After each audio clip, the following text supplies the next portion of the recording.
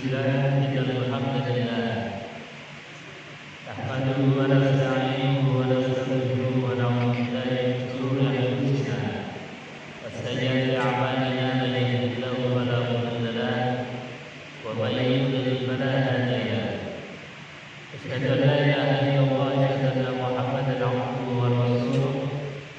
Allahumma shalli wa sallim 'ala sayyidina Muhammadin wa 'ala alihi wa sahbihi ajma'in. Rabbi shrah li sadri wa yassir li amri wahlul 'uqdatam min lisani yafqahu qawli. Qala Allah ta'ala fi kitabihil karim wa huwa asdaqul qa'ilin. A'udzu billahi minasy syaithanir rajim. Bismillahirrahmanirrahim. Qul sadaqallah fattabi'u millata Ibrahim hanifan wa ma kana minal musyrikin. Inna awwala baitin wudi'a lin-nasi lalladzi Bakkata mubarakan wa hudan lil-'alamin. Fihi ayatun bayyinatun maqamun Ibrahim wa man dakhalahu kana aminan. Walillahi 'alan nasi hijjul baiti man istata'a ilaihi sabila wa man kafara fa innallaha ghaniyyun 'anil 'alamin. Hadirin jemaah yang dimuliakan Allah Subhanahu wa taala, khusus pejabat utama APOL dan juga semua personil APOL yang hadir di majelis yang mulia ini dalam rangka Bimbang Rohani Islam untuk meningkatkan kualitas dan mentalitas kita selaku hamba Allah, mentalitas kita selaku abdi negara, dan mentalitas kita selaku pribadi. Ini harus kita tingkatkan terus-menerus kualitasnya, kita tingkatkan terus-menerus ilmunya, agar kita mendapatkan kesuksesan dunia akhirat. Amin Allahumma amin. Bapak Ibu hadirin jemaah yang dimuliakan Allah Subhanahu wa taala. Alhamdulillah, yang pertama berkaitan dengan jamaah kita yang ingin berangkat atau sebentar lagi akan menjadi dulu rahmat. Ini rasanya setiap kita pasti punya niat dan keinginan untuk dipanggil oleh Allah melaksanakan ibadah haji. Alhamdulillah awal ini ada ternyata yang bakal 7 pasangan. Alhamdulillah, kita doakan Allahumma balighna ila Makkah wal Madinah ya adal haji wal umrah wa ziyarati qauli Nabi Muhammad sallallahu alaihi wasallam. Amin ya rabbal alamin. Bapak Ibu hadirin jemaah yang dimuliakan Allah. Kalau ditanya, Pak, Bu, pengen haji nomor berapa? Kayaknya yang hadir di majelis ini ada yang tidak pengen haji, betul? Maka di antara sekian guru-guru kita, saya pernah mendapatkan ijazah. Piye caranya supaya cepat haji? Ini saya melakukan ijazahnya pada panjenengan. Ikut dulu aja cara. Bismillahirrahmanirrahim. Allahumma katutno. Itu ijazah. Ijazahnya Allahumma katutno. Jadi nanti kalau ada saudara, tetangga, teman yang mau berangkat haji, hati kita itu berdoa kepada Allah, ikutkanlah saya, ikutkanlah doa saya, ikutkanlah niat saya, diberangkatkan menuju ke Makkah dan Madinah untuk melaksanakan ibadah haji. Ini doa yang gampang dari guru dan para ulama. Tapi saya ketika haji tahun 2005 pas ziarah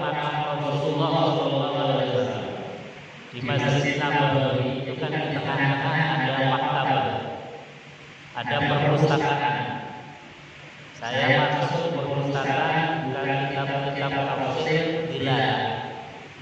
Itu yang saya baca.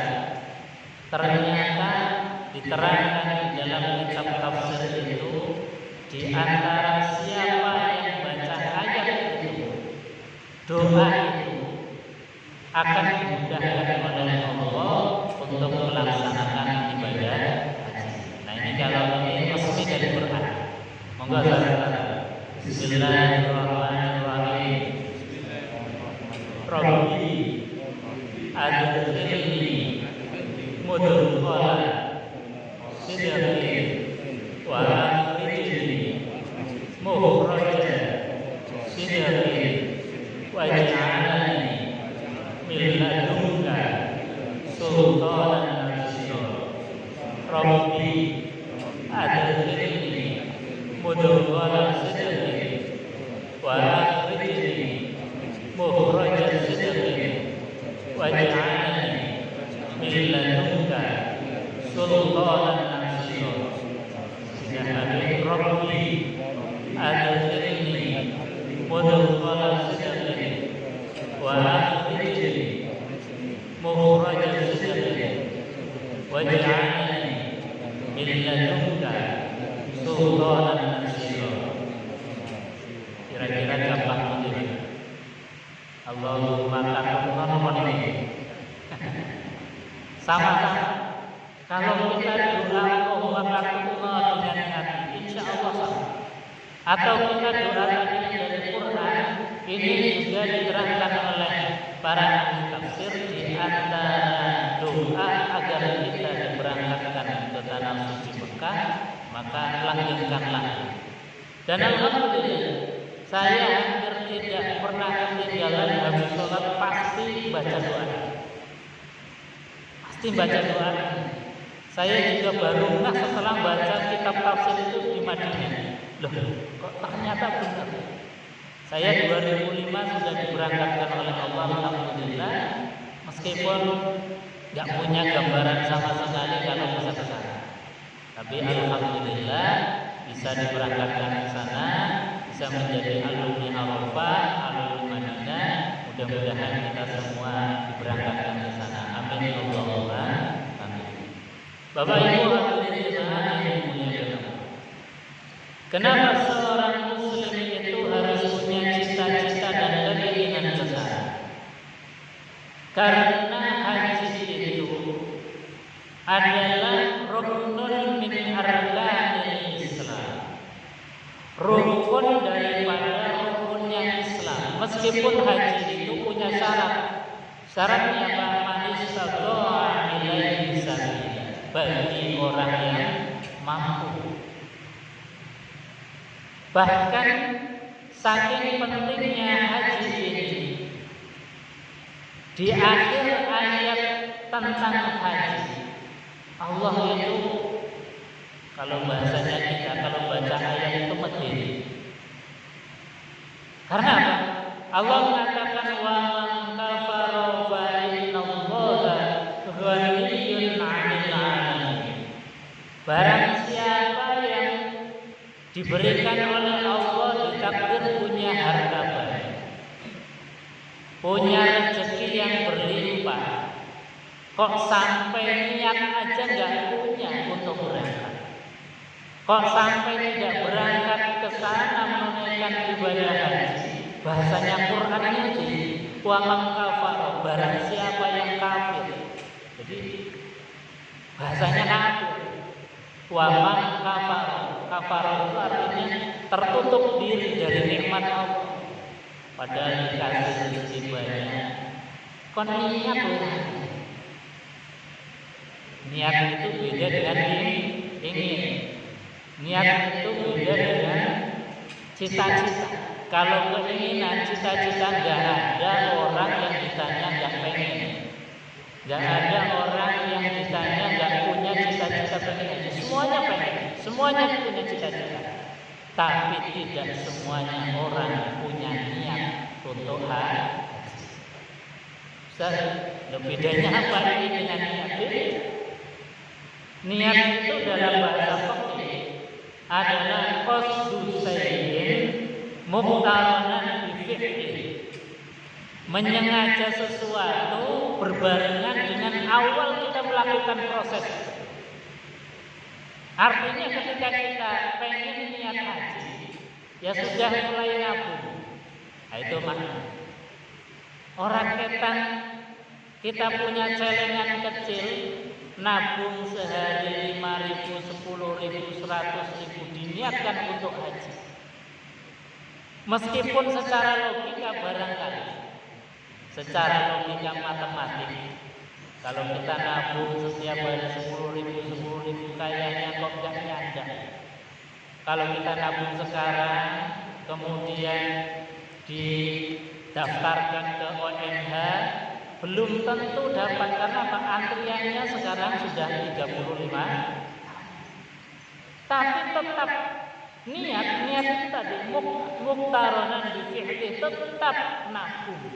Meskipun dalam gambaran logika matematika kita secara finansial atau secara umur, kalau kita nabung sekarang kayaknya nggak mungkin umurnya nyanda.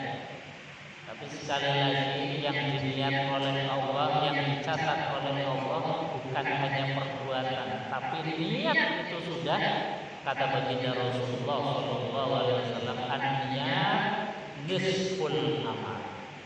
Niat itu sudah separuh amal. Makanya tadi saya katakan, banyak orang yang ingin, banyak orang yang bercita-cita, tapi tidak semua orang punya niat untuk pergi haji. Bahkan saking melihat ayat tadi seperti ini, wa man kafara fa inna Allaha ghaniyyun 'anil 'alamin.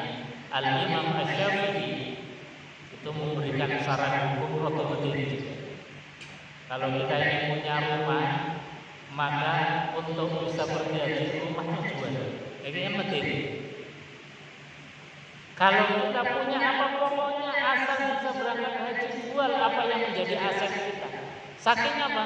Saking melihat pentingnya dan ancamannya Allah Subhanahu wa taala, wa man kafara fa inna Allaha ghaniyyun 'anil 'alamin. Wa man kafara, dan barang siapa yang ingkar, kufur, menutup diri dari nikmat, atau kafir, menolak daripada syariat haji, bahasanya Allah, fa inna Allaha ghaniyyun 'anil 'alamin. Sesungguhnya Allah enggak butuh kita, enggak butuh harta kita. Artinya Bang, kita enggak dipandang sama manusia. Ini pentingnya kita mulai niat untuk berangkat ibadah haji. Jadi tadi niat itu adalah qasdus sayyid muqtaranan fi'li, menyengaja sesuatu, memang diniatkan, ya Allah, tak nabung, tak buat celengan, tak buka rekening, meskipun tadi secara matematika barangkali kita finansialnya nggak bisa kurang, atau secara umur barangkali nggak nyambung. Tetapi niat itulah yang harus kita tanamkan. Artinya apa? Dengan kita ini paling tidak nabung, kemudian selalu merindukan kehidupan. Bapak Ibu hadirin jemaah yang dimuliakan Allah. Jadi sekali lagi, kenapa kita harus punya cita-cita dan niat untuk haji? Karena haji itu adalah rukun min arkanil Islam, rukun daripada rukunnya Islam. Agar keislaman kita sempurna, agar keislaman kita ini jangkep, maka harus ditutup dengan ibadah haji. Bapak Ibu hadirin jemaah yang dimuliakan Allah. Makanya kanjeng Nabi Muhammad sallallahu alaihi wasallam itu memberikan satu panduan kepada kita. Orang haji itu kan ketika ditanya, itu pasti harapan dan doanya pengen menjadi haji dan hajat yang mabrur. Orang datang doakan semoga jadi haji yang mabrur, semoga jadi hajat yang mabrur. Itu pasti doa kita, doa yang baik. Kanjeng Nabi ketika ditanya, ya Rasulullah, man hajjul mabrur, siapa sih janjinya yang dapat kriteria orang yang hajinya mabrur atau mendapatkan kemakburan haji. Ini hebatnya Rasulullah Shallallahu Alaihi Wasallam. Ketika ditanya itu beliau tidak menjawab yang pernah jadi alumni Arafah, yang pernah tawaf di Ka'bah, yang pernah sa'i di Mas'ah. Kanjeng Nabi tidak jawab itu, karena rasanya kalau jawab itu kita yang belum diberangkatkan ke sana rasanya jelas, rasanya meri.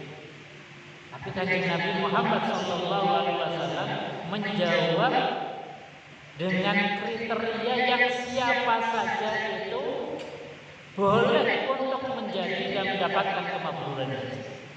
Yang sudah diberangkatkan ke sana agar berfastabiqul khairat, berlomba-lomba di dalam kebaikan. Yang ini menjadi calon tamunya Allah pun harus menyiapkan agar betul-betul mabrur. Kita yang belum ditakdirkan berangkat ke sana pun masih punya kesempatan untuk mendapatkan kemakburan haji. Nah, ini bentuk daripada keadilannya Allah melalui lisan Rasulullah SAW. Apa jawaban Kanjeng Nabi?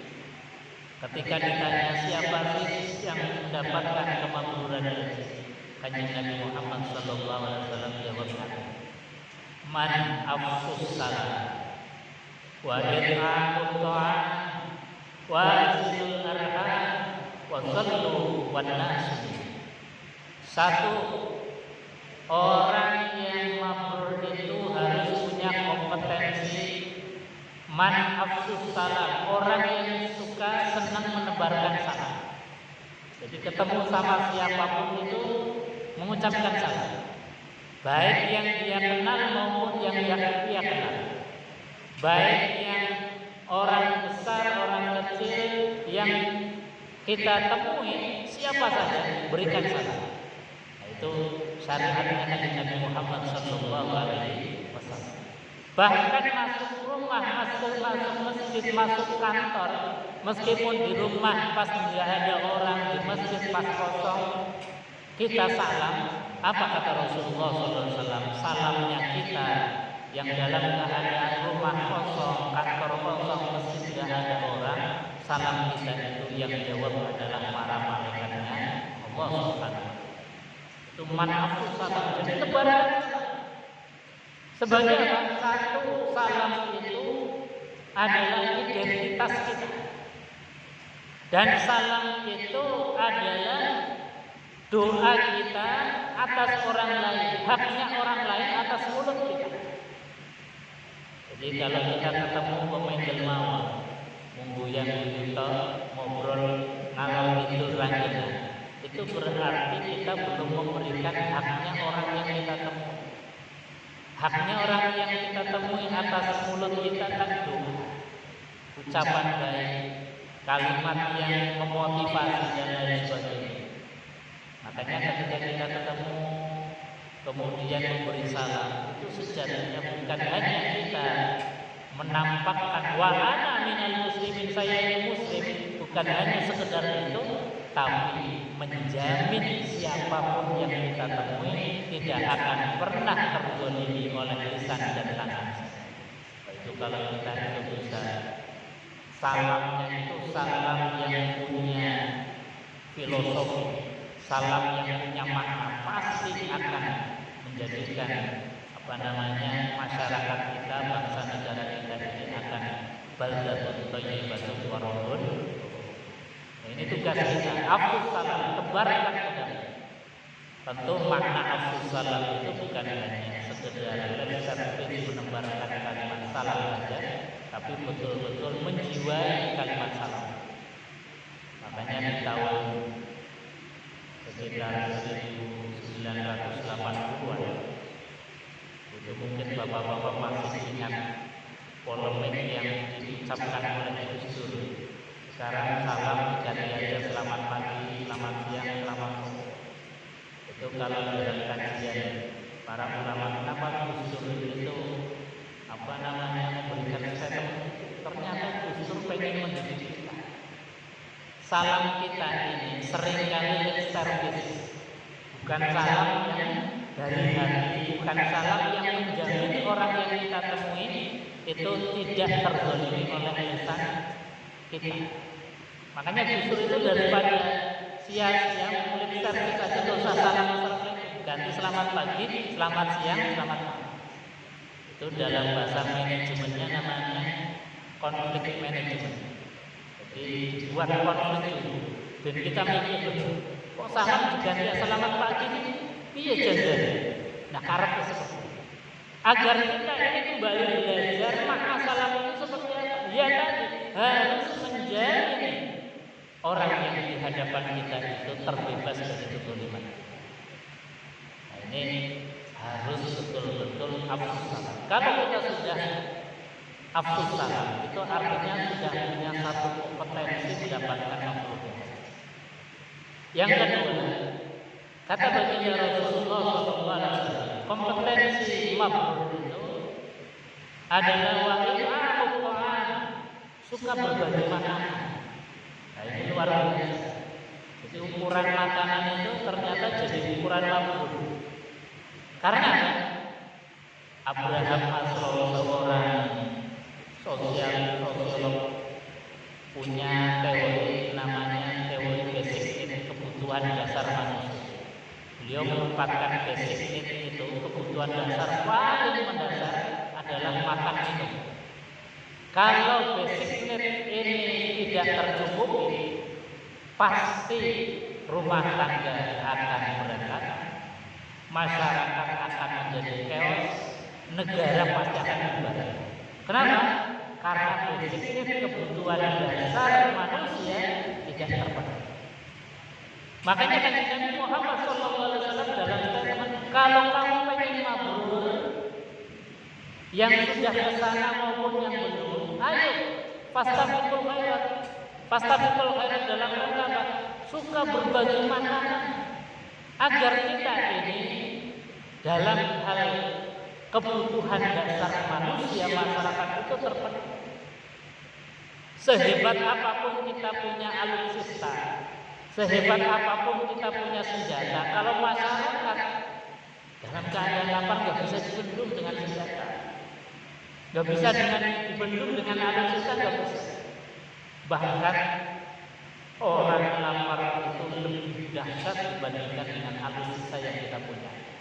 Makanya cara meredamnya adalah berikan makanan.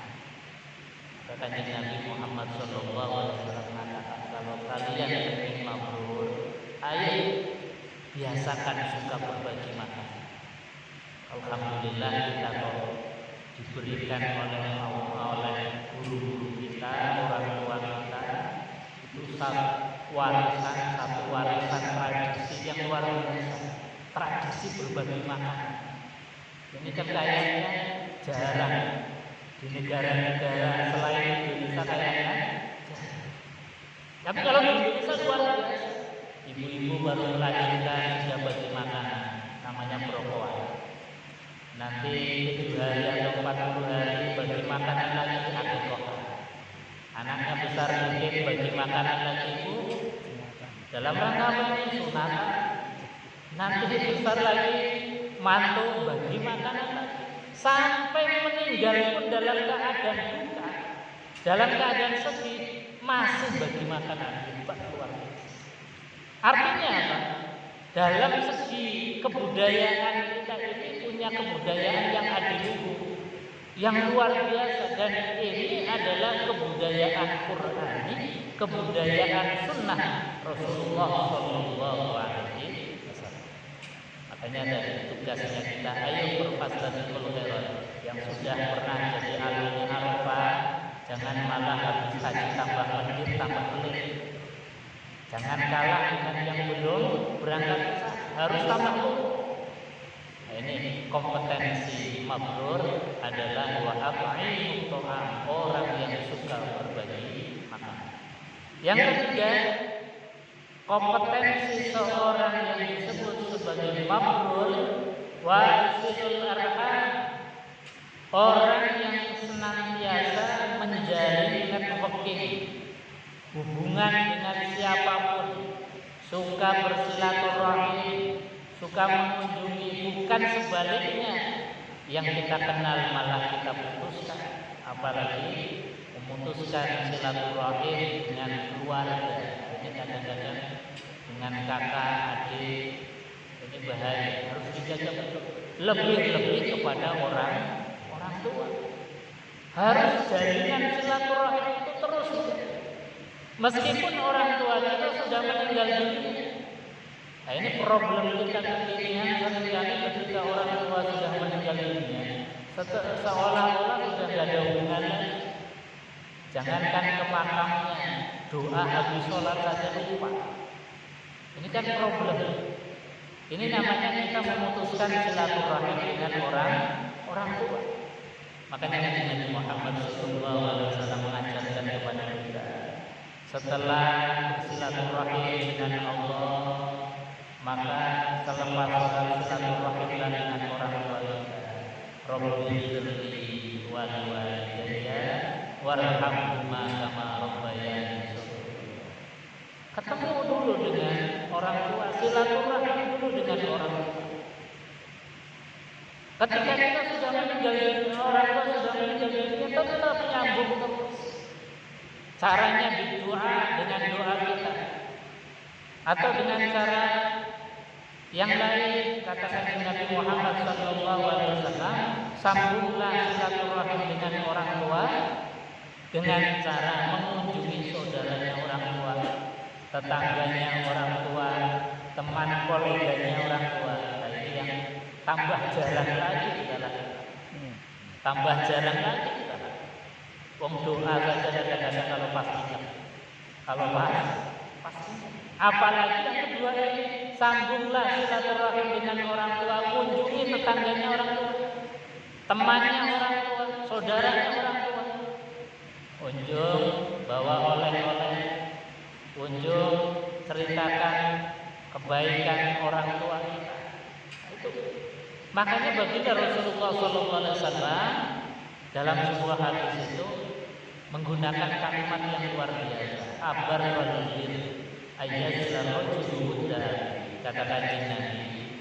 Abar wal-bir, sebaik-baiknya kebaikan.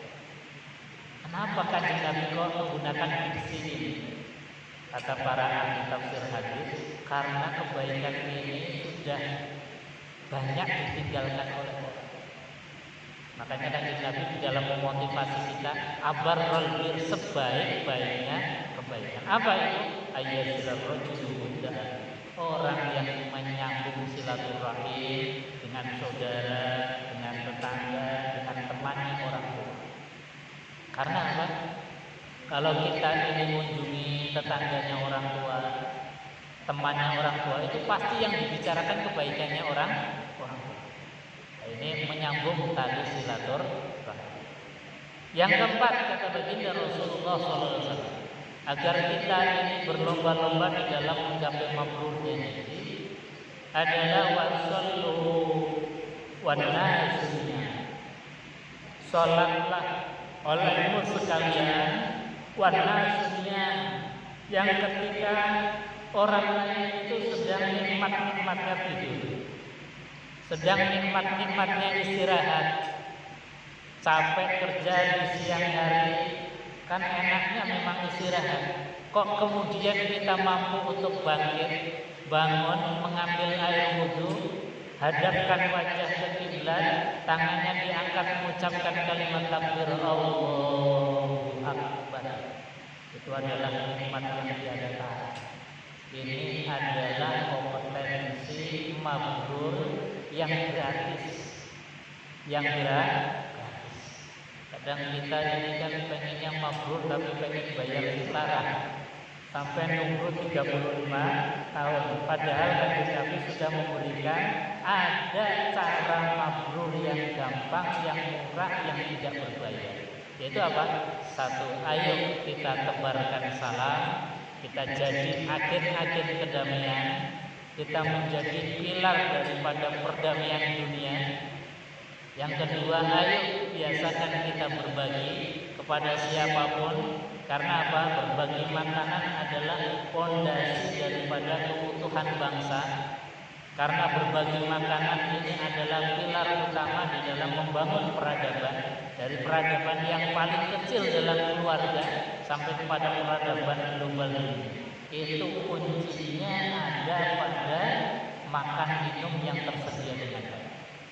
Makanya kita punya presiden yang punya gagasan makan gratis untuk masyarakat yang tidak mampu, luar biasa. Karena apa? Ini bagian dari kekuatan sebuah bangsa. Tidak boleh ada bangsa yang warganya itu kelaparan. Yang ketiga, ayo kita berlomba-lomba untuk bersilaturahim, menjalin tali silaturahim. Jangan sampai kita memutuskan silaturahim. Bahkan Nabi Muhammad SAW itu berstatement keras, la yadkhulul jannah man qati'ar rahim. Tidak akan pernah dimasukkan ke dalam surga orang yang memutuskan tali silaturahim.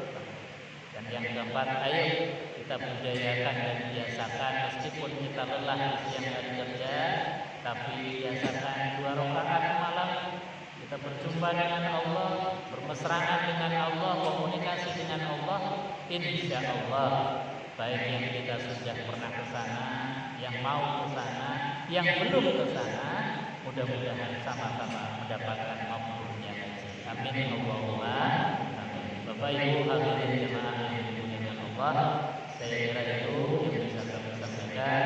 Mudah-mudahan ada manfaatnya, kita mendapatkan ilmu yang bermanfaat, keluarga kita menjadi keluarga yang sakinah, mawaddah warahmah, anak-anak kita menjadi anak-anak yang saleh dan salihah, yang mau berangkat kepada haji. Mudah-mudahan diberikan kemudahan oleh Allah, kelancaran, diberikan keselamatan, diberikan kemudahan di dalam melaksanakan rukun, wajib, sunnah dan keutamaan haji, dan kembali ke tanah air dalam keadaan selamat dan mendapatkan haji dan hajat yang mabrur.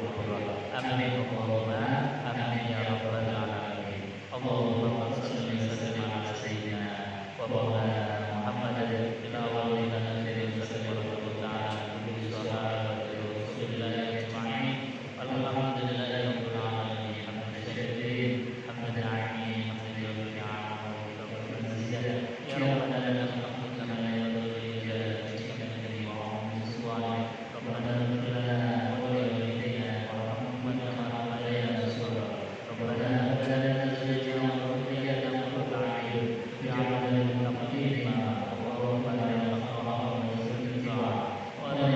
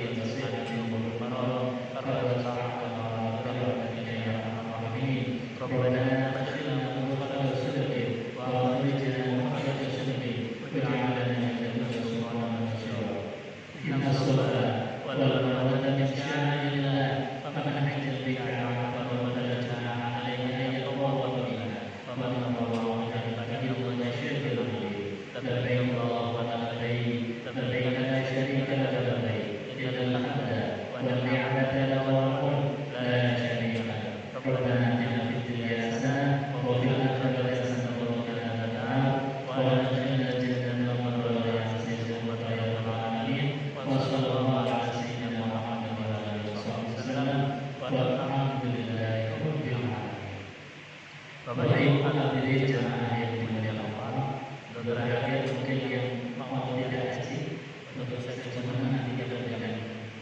Salam yang mau tidak haji untuk cuman ini, yang ibu mungkin sama ibu bisa menang berdiri untuk bersama.